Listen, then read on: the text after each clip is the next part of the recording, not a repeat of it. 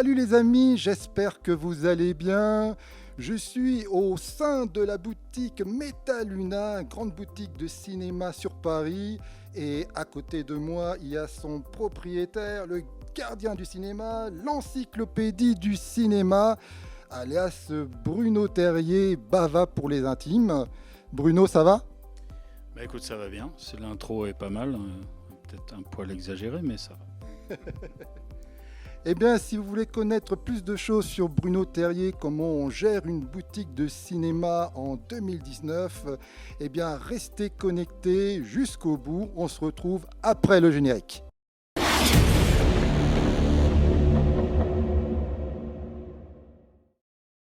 Bruno, écoute, eh ben, est-ce que tu peux te présenter aux personnes qui ne te connaîtraient pas, qui te voient pour la première fois? Alors donc, se présenter. D'abord, moi j'adore le cinéma en général et le cinéma fantastique en particulier. Donc ça fait maintenant, sous une incarnation ou une autre, depuis 1993, donc au siècle dernier, que je travaille dans des boutiques dédiées aux gens. Voilà. Et la dernière en date, et probablement la dernière tout court, c'est ici, là où on est, Metaluna Store, dans le 5e à Paris. Donc, il faut dire que, est-ce que Betaluna, c'est ta première boutique? Je crois que tu as travaillé avant, à Movie 2000, dans différentes boutiques auparavant. Est-ce que tu peux nous dire un peu ton parcours jusqu'ici? À l'origine, moi je travaillais chez Album dans la partie comics, donc pas très loin d'ici. Et puis quand ce local s'est libéré et que c'était un peu le début de la vente VHS et les débuts du Laserdisc, on a ouvert ici cette boutique qui s'appelait Album Cinéma, qui ensuite a été revendue. Donc il y a eu plein en fait d'incarnations de cette boutique. Après j'ai bougé à différents endroits, mais on ne va pas rentrer dans tous les détails. Et finalement on est revenu ici avec les personnes avec qui je bossais à l'époque, qui avaient la fameuse boutique Movies 2000 qui existait depuis bien plus longtemps encore et qui était dans le 9e. Et on a créé donc la boutique Metaluna Store ici, qui a eu quelques problèmes financiers. Et finalement, je l'ai rachetée et elle m'appartient maintenant uniquement. Écoute, on va un peu parler de cinéma, évidemment. Est-ce que tu as le souvenir, un, le premier film que tu as vu au cinéma, et deux, le premier choc? Moi, par exemple, mon premier choc, ça a été Mad Max 2. Le premier film que j'ai vu au cinéma, ben, comme tout le monde, ça devait être un Walt Disney. Je pense de mémoire que c'était Bambi, mais c'était donc il y a longtemps. Sinon, après, moi, le parcours que j'ai eu, c'est comme pas mal de gens de cette époque, des années 70-80, c'était de s'intéresser au cinéma fantastique parce que c'était quelque chose d'un peu particulier, voire interdit, et souvent d'ailleurs interdit au moins de 13 ans ou 18 ans, ce qui n'était pas toujours évident quand tu étais pré-ado. Donc le premier dont je me souviens, en fait le principe c'était de prendre l'officiel des spectacles qui existe toujours et qui était un peu la base de ce qui pouvait passer sur Paris dans les salles. Et pour moi ça a été un film que je trouve toujours fun, bien qu'il soit assez moyen, qui s'appelait Le Loup-garou de Washington. Et j'y suis allé par le plus grand des hasards, parce que le titre était cool et parce que c'était un des rares à ce moment-là qui était interdit aux moins de 13 ans, comme je venais d'avoir 13 ans. La plupart des autres étant interdits aux moins de 18 ans, je ne pouvais pas les voir, quoi. Donc, sur Facebook, on te retrouve chez Bruno Terrier Bava. Donc, j'imagine que Mario Bava fait partie de tes cinéastes fétiches. Est-ce que tu en as d'autres? Et pour ceux qui nous regardent comme ça et qui connaissent pas bien ces films-là, ces cinéastes-là, est-ce que tu as des films à conseiller de tes cinéastes fétiches de Mario Bava et autres, par exemple? Alors Mario Bava, j'ai découvert un peu tardivement, parce que la plupart enfin déjà j'adore le cinéma italien de genre, comme toute forme de cinéma italien pour ainsi dire. Bava, on l'a découvert un peu plus tardivement quand même. J'ai découvert avant, comme tout le monde, Dario Argento et des réalisateurs, ou Lucio Fulci, qui étaient les réalisateurs contemporains de l'époque. Bava était déjà quasiment, il était décédé, donc j'ai découvert ses films bien après. Bava, oui, sur Facebook Bava, parce que en fait mon compte normal a été bloqué plusieurs fois. Donc pour le recréer, j'ai mis Bava derrière, vu que c'est mon réalisateur préféré. Alors il faut noter pour Bava, ça c'est important quand même, c'est qu'il y a une rétrospective intégrale à la Cinémathèque en juillet, les 3 premières semaines, là, donc bientôt. Et quel film de Bava? Moi j'aime tout de Mario Bava, mais après après, évidemment, pour découvrir, il faut pas se tromper quand même pour une première approche. On va dire que je pense vraiment que Les Trois Visages de la Peur, qui est un film à sketch et en couleur, c'est la première base de départ, quoi. Voilà, parce que déjà, les trois sketchs sont très différents, sont une approche du fantastique italien qui ont influencé plein de choses par la suite, le giallo, le cinéma gothique, etc. Et le film est magnifique. Après, il a fait plein d'autres films très bien, Le Corps et le Fouet, Six femmes pour l'assassin, qui est réellement le vrai premier giallo qui pose les bases du genre. Mais Trois visages de la peur, ça me paraît être une bonne approche. Ouais.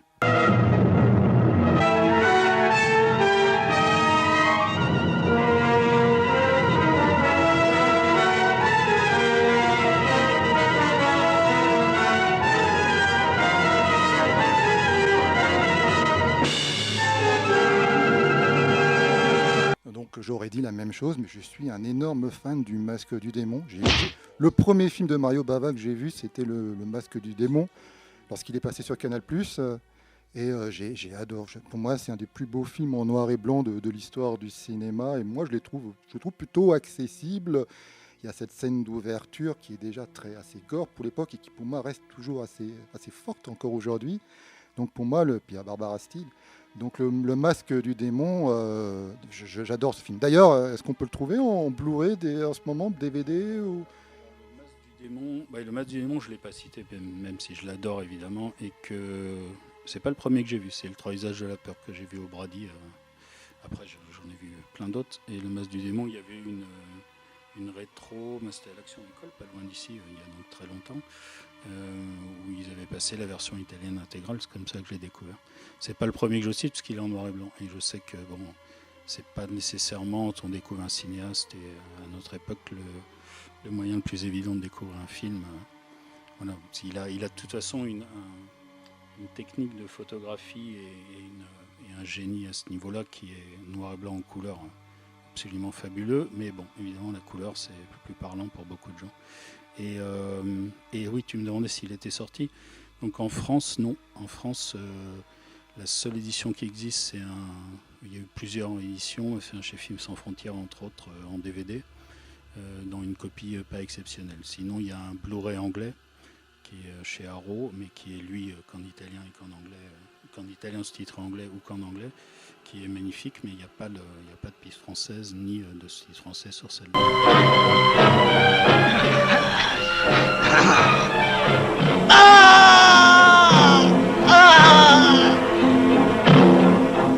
Mais non, je ne puis croire une pareille chose. Il m'a parlé, il remuait, il marchait. Père, il était vivant. Quelquefois, Satan, grâce à la force de ses sortilèges et de ses maléfices, peut arriver à se jouer de la mort.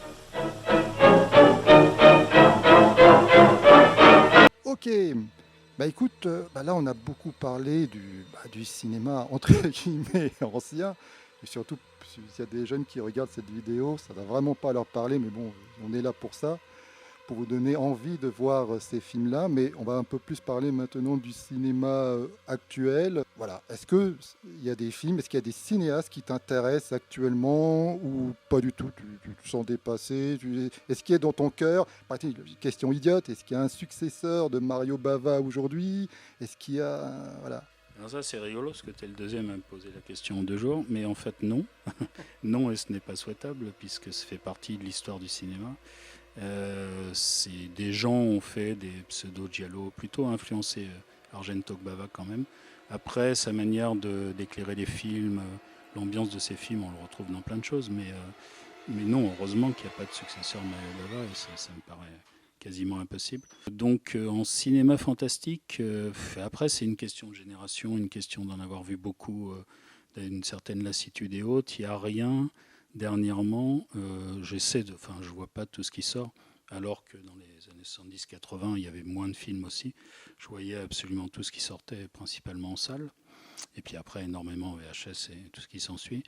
Il n'y a rien dernièrement qui m'ait marqué dans le genre, non, franchement, non. Écoute, maintenant on va parler de la boutique Metaluna, parce que au départ, Metaluna, il y avait aussi un magazine Metaluna. Est-ce que tu peux nous parler du magazine, de la boutique, le rapport qu'ils ont entre les deux? La boutique appartenait à une boîte de production qui n'existe plus, qui s'appelait Metaluna Productions, et donc il y avait la boutique, il y avait le magazine qui existait d'abord sous forme d'un fanzine et ensuite d'un magazine en kiosque où il n'y a eu que 9 numéros parce que malheureusement ça n'a pas marché suffisamment. Et la production a eu bien du mal aussi, hein. Ils ont produit quand même quelques films, mais bon, tout ça s'est arrêté. Maintenant, il ne reste plus que la boutique. Et ça n'appartient évidemment plus à cette boîte de production, mais comme le nom n'était pas déposé, que j'avais participé à la création du nom, à l'implantation, etc., et que j'aime bien. Metaluna se fait référence en fait à un film de SF des années 50 américain qui s'appelle Les Survivants de l'Infini, où il voyage donc sur une planète qui s'appelle Metaluna, et je trouvais le nom cool, donc je l'ai gardé. D'accord. Donc, est-ce que tu peux nous dire qu'est-ce qu'on trouve exactement dans ta boutique? Parce qu'il y a beaucoup de choses, il n'y a pas que des DVD Blu-ray. Il y a déjà des DVD Blu-ray et des films qu'on ne trouve pas forcément ailleurs. Mais voilà, tu peux nous dire un peu ce qu'on y trouve?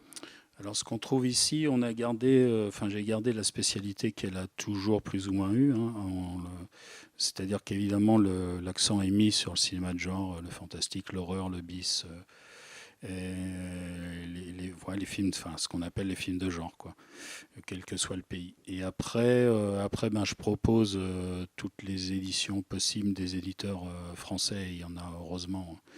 Il y a un regain d'intérêt et un retour des éditeurs indépendants sur le sujet. Après, je fais beaucoup d'imports.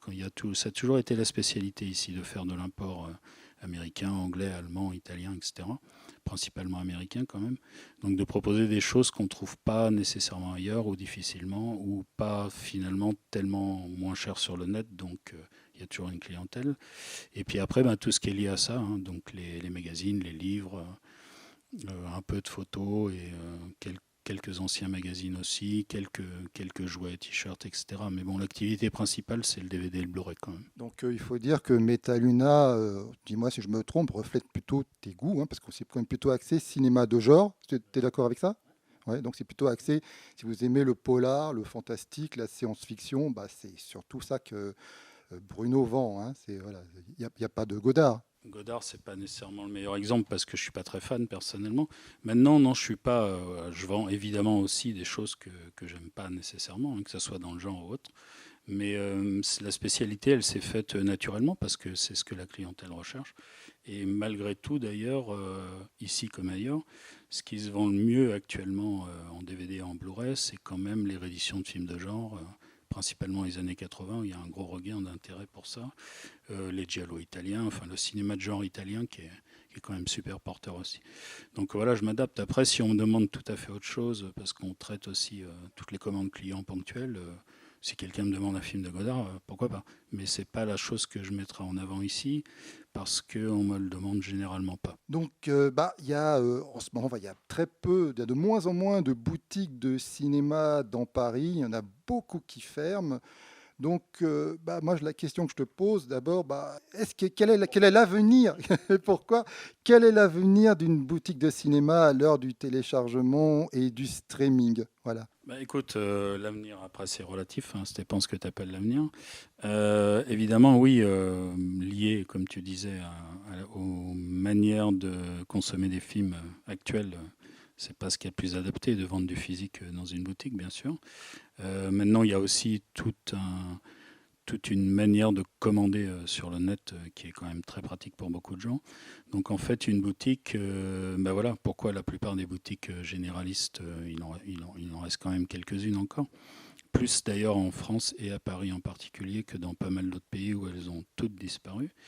Même dans une ville comme New York ou Londres, qui étaient quand même on va dire des viviers de cinéphilie, il n'y a plus l'ombre d'une boutique, pour ainsi dire, à part quelques soldats et les restes de HMV et autres. Donc, oui, voilà, c'est un projet personnel que j'ai toujours maintenu et qui, dans une économie minuscule, réussit à fonctionner encore. Et la chose que j'ajouterais, c'est qu'on arrive à fidéliser une clientèle, entre guillemets, par des activités parallèles, notamment les dédicaces. Les dédicaces, ça c'est voilà, tu peux télécharger des films, tout est téléchargeable, tu peux commander les films sur Internet, mais si tu veux rencontrer un réalisateur ou l'auteur d'un bouquin sur un film, par exemple, ça, par le net ou autrement, c'est pas possible, pour ainsi dire. Donc voilà, on fait souvent, pratiquement tous les samedis, dans la mesure du possible, des dédicaces avec des auteurs ou des réalisateurs ou des acteurs quand c'est possible. Et écoute, de toute façon, il y a des gens quand même plutôt sympas qui sont venus il n'y a pas si longtemps que ça. Il y a Toby Hooper qui est décédé maintenant malheureusement, qui était venu, Dario Argento qui est venu, Joe Dante qui sont venus. Voilà, des gens qui fédèrent un peu le truc et qui font que les gens se rencontrent et après vont revenir même éventuellement à des dédicaces moins luxueuses, on dira, mais qui auront plaisir à se revoir de nouveau et qui en profiteront, évidemment, puisque c'est quand même, ça reste malgré tout un commerce, qui en profiteront pour acheter des choses qu'ils auraient pu acheter autrement, mais c'est l'occasion parce qu'ils viendront ce jour-là, quoi. Écoute, Bruno, cette vidéo touche à sa fin. Je te remercie vraiment d'avoir accepté cet entretien. Ça m'a fait énormément plaisir. Donc vous avez compris, si vous aimez le cinéma de genre, vous recherchez des DVD, des Blu-ray, des produits dérivés assez rares, eh bien venez ici. Ça se trouve à Paris. Bruno va nous dire son adresse exactement. Donc c'est au 7 rue d'Anne, dans le 5e. C'est facile à trouver. C'est pas loin d'un endroit très connu qui a brûlé il n'y a pas longtemps, qui est à 200 mètres plus bas. Et non, oui, sérieusement, c'est à l'angle de la rue Saint-Jacques et du boulevard Saint-Germain, donc c'est hyper central, quoi. Parfait. Donc, si vous avez aimé cette vidéo, n'hésitez pas à la liker, à la partager en masse. Mettez ce que vous voulez dans les commentaires, partagez la vidéo. Abonnez-vous à ma chaîne si vous ne souhaitez pas louper la prochaine. Et comme d'hab, l'invité a le dernier mot. Est-ce que tu as quelque chose à rajouter ? Écoute, je sais pas. Je partagerai ta vidéo en tout cas, parce que ça c'est quand même normal, non ? Et je regarderai combien t'en as fait d'autres déjà ? 140. 140, bon, mais j'essaierai d'en regarder une cinquantaine d'autres, à un moment ou à un autre. Voilà. Liker, partager. Et liker, partager, ouais. Mais tu sais, moi je suis ancienne génération, alors le clic c'est pas toujours facile. Merci à vous. Allez, à une prochaine fois. Allez, bye.